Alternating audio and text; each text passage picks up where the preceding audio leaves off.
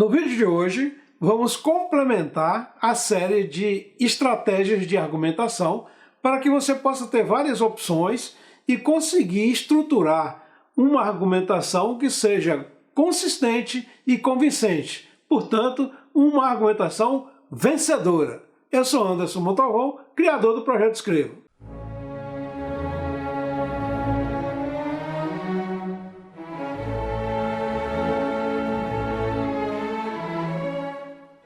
Ok, vamos lá. Mas antes, eu quero fazer algumas considerações sobre essa questão das estratégias. Porque fica parecendo que é uma coisa complicada e é justamente o contrário. As estratégias são para facilitar o processo da construção do texto e não para dificultar. Portanto, a estratégia funciona como um facilitador. E mais uma coisa, no mesmo parágrafo de desenvolvimento, nós podemos ter várias estratégias, podemos misturar estratégias. O que ocorre é uma predominância de uma estratégia sobre outras. Na verdade, o que nós fazemos aqui é abordar cada estratégia separadamente, de uma forma didática, para que vocês possam entender como funciona cada uma delas. Muito bem, estratégias de decomposição. Como funciona? Nós podemos dividir o assunto tratado pela ideia núcleo e, para alguns, tópico frasal, do parágrafo de desenvolvimento, de forma que possamos abordar as partes desse assunto para facilitar o entendimento do leitor e, consequentemente, fazer com que nossa argumentação seja bem recebida e bem entendida. Vejamos o seguinte parágrafo. Quais são os componentes do parágrafo introdutório e suas funções? O parágrafo introdutório compõe-se basicamente de frase-tese, frase de abertura e frases de desenvolvimento. A frase-tese explicita o posicionamento do autor sobre o tema da dissertação.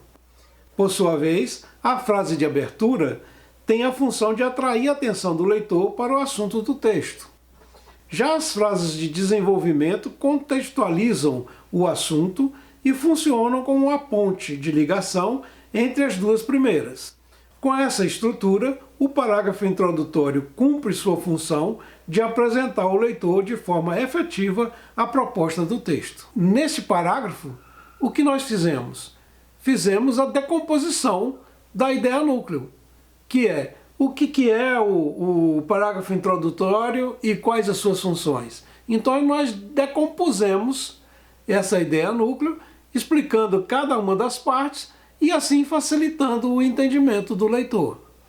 Sempre lembrando que embutido a isso está a nossa argumentação. Mais uma estratégia, citação. Como que nós vamos estruturar nosso parágrafo de desenvolvimento, nossa argumentação, usando a citação? Se nós conhecemos autores consagrados que tenham dito frases que tenham a ver com o assunto que nós estamos tratando e que sejam semelhantes à ideia que nós estamos desenvolvendo, nós podemos lançar mão disso. Se nós temos a frase como ela foi dita, usamos aspas.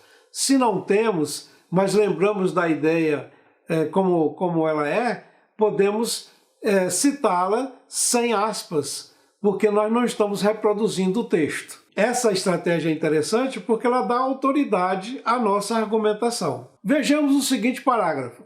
O sociólogo Michel Foucault afirma que nada é político, tudo é politizável, tudo pode tornar-se político. A publicidade politiza o que é imprescindível ao consumidor na medida em que abarca a função apelativa associada à linguagem empregada na disseminação da imagem de um produto, persuadindo o público-alvo a adquiri-lo. Vejam que nós abrimos o parágrafo com a citação do Michel Foucault, entre aspas, porque a frase está colocada como foi dita. E a partir daí, nós começamos a estruturar o nosso argumento. É sempre bom lembrar que nós devemos ter o cuidado de não empilhar citações, porque o que importa é a nossa argumentação. A citação é para embasar a nossa argumentação. A citação vai dar autoridade à nossa argumentação. E por último, a estratégia de comparação e contraste. Como nós fazemos isso? Nós pegamos lados opostos de um mesmo assunto para compará-los e desenvolver o nosso raciocínio, a nossa argumentação. Obviamente que privilegiando a ideia que nós estamos defendendo. Vejamos o seguinte exemplo. Boa música no lugar calmo leva muitas vantagens em relação a um remédio, quando se trata de tranquilizar alguém. A música proporciona momentos de intensa vida. Assim, não só nos tranquilizamos, como também desenvolvemos maior sensibilidade para sons e para as coisas que estão à nossa volta. Por meio da música, a cura do nervosismo chega naturalmente, sem que a gente se dê conta de que está sendo curado.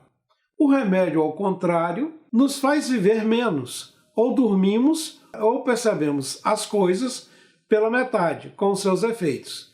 A cura é artificial e sentimos como um alívio apenas momentâneo, com a certeza de que o mal voltará. Vejam que nós pegamos a questão do nervosismo, da doença, né, da ansiedade, e mostramos uma comparação entre o que a música pode proporcionar e o que o remédio pode proporcionar. Então nós fizemos uma comparação e estabelecemos um contraste. Essa é uma estratégia muito interessante, dependendo do assunto de que se trata. Praticando bem essas estratégias e tendo em mente que elas são um facilitador do processo e não um dificultador, uma camisa de força, você terá condições de elaborar argumentações bem interessantes, bem consistentes e bem convincentes. Como eu disse no início, argumentações vencedoras. Bons textos. Não, tem que falar tudo. Ah, tá. Se você gostou deste vídeo, curta-o, compartilhe-o com os amigos e inscreva-se no nosso canal. Bons textos.